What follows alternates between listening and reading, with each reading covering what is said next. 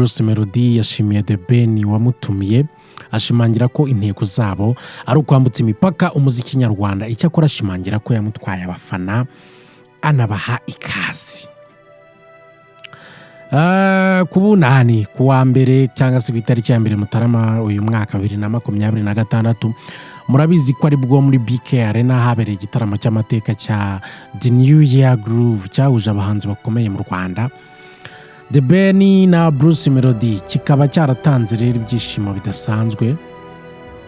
Nyuma y'iki gitaramo Coach Gael yashimiye The Ben na Bruce Melody kubwo gutanga ibyishimo muri iki gitaramo.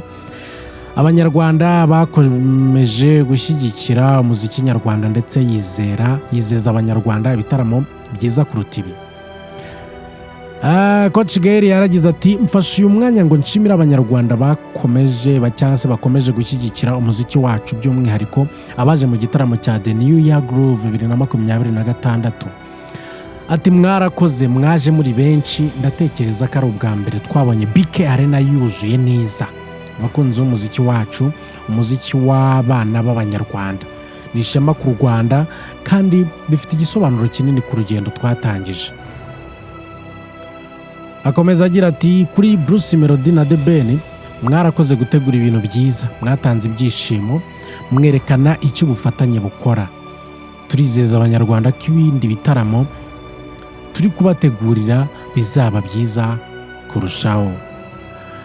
Yashimangiye ko intego ari ukugeza umuziki ku rwego mpuzamahanga. Ati intego yacu izakomeza kuba iyo kuzamura umuziki wacu tukawugeza ku rwego mpuzamahanga.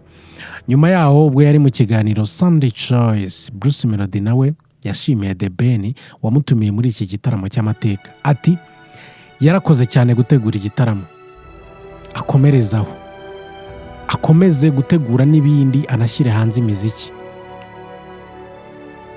Ntago bandwanya bajenjetse. Kwa kundi Bruce Melody nyine abayimanukira rwose yarabwiye ati ntago bandwanya bajenjetse kubita imiziki hanze, ureka ibyo bintu byo kujya ukubita akaririmbo kamwe hanze uyu munsi nyuma y'umwaka akaba ari bwishyiraho kandi. Bruce Melody kandi yashimangiye ko gushyira hanze indirimbo pom mu gitaramo cya The Ben byayongereye umuvuduko, ndetse Yemi Alade wo muri Nigeria akaba yaramusabye ko bakorana.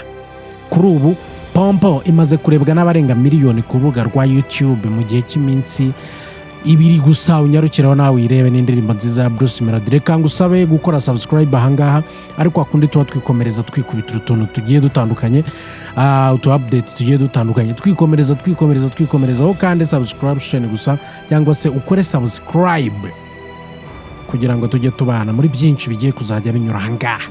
Uyu mwaka ni fire, uyu mwaka nta kintu wazo nambwira. Wowe udatekereza kugira ikintu uzumbwira rwose ubishyire muri comment. Ciao.